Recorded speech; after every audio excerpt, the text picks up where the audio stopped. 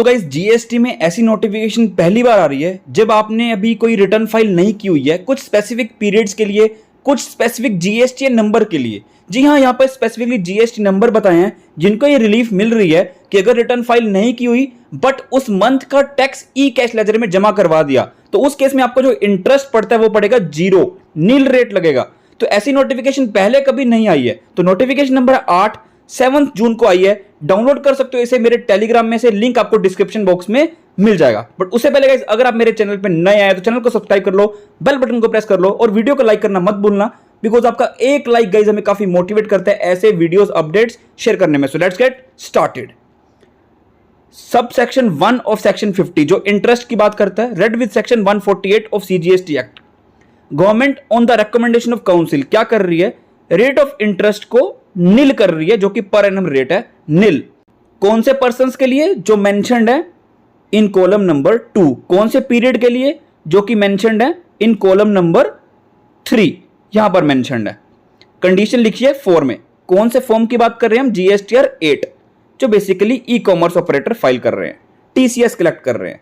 तो यहां पे दिया हुआ है कि जो ई कॉमर्स ऑपरेटर जिनके फॉलोइंग जीएसटीआर नंबर है, जाके पढ़ लेना वहां से, अगर उन्होंने फाइल नहीं की अपनी जीएसटीआर 8 स्टेटमेंट तो उस केस में आपको कोई भी इंटरेस्ट नहीं देना पड़ेगा। कौन से पीरियड का, for the month of December 2020, provided आपने टैक्स उस मंथ का जमा करवा दिया हो ई कैश लेजर में।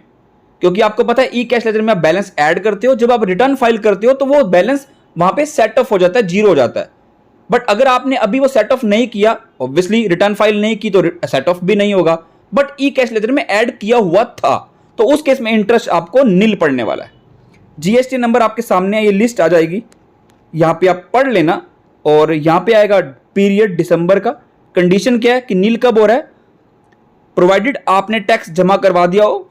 अब नील किस पीरियड के लिए, from the date of depositing the tax collected under sub section 1 of section 58 of the said act. कि आपने टैक्स जमा करवा दिया ई कैश लेजर में उस मंथ का, कब तक ये नील रहेगा, till the date of filing of statement under sub section 4 of section 52। कि अगर आपने फाइल नहीं की तो फाइल कर लो, इंटरेस्ट रेट आपका नील लगेगा, वो आपको पे नहीं करना पड़ेगा। अब कहोगे सर रिलीफ कहां हुई, रिलीफ इसलिए हुई क्योंकि अगर आपने ई कैश लेजर में बैलेंस ऐड कर भी लिया और रिटर्न फाइल नहीं की तब भी आपको इंटरेस्ट तो पे करना पड़ेगा, बिकॉज वो आपका सेट ऑफ तभी माना जाता है जब आप रिटर्न फाइल कर दो और ई कैश लेजर में बैलेंस जीरो हो जाए। तो इस केस में बैलेंस जीरो तो होगा नहीं क्योंकि रिटर्न फाइल नहीं हुई, तो अभी आप रिटर्न फाइल करके इंटरेस्ट आपको जीरो पड़ जाएगा। सेकंड केस क्या है, ई कॉमर्स ऑपरेटर जो कि कौन से मंथ की रिटर्न फाइल नहीं की, सितंबर, अक्टूबर, नवंबर, दिसंबर एंड जैन 21। यहां पे फॉलोइंग जीएसटी नंबर है, अलग अलग है, तो यहां पे आप पढ़ लेना नंबर। तो इस केस में भी आपको इंटरेस्ट जीरो लगेगा, प्रोवाइडेड कौन से पीरियड का, from the date of depositing the tax जो कि आपने कलेक्ट किया under sub section 1 of section 52 in the E cash ledger में आपने जमा करवाना होना चाहिए। कब तक लगेगा Neel, till the date of filing statement under sub section 4 of section 52। तो जाके आप ये डाउनलोड कर सकते हो मेरे टेलीग्राम में। जीएसटी नंबर आपको पढ़ना जरूरी है कि आपके ऊपर एप्लीकेबल हो रहा है या नहीं हो रहा है। तो वीडियो में कुछ भी अच्छा लगे तो लाइक शेयर करना मत भूलना। Till then goodbye and thank you so much.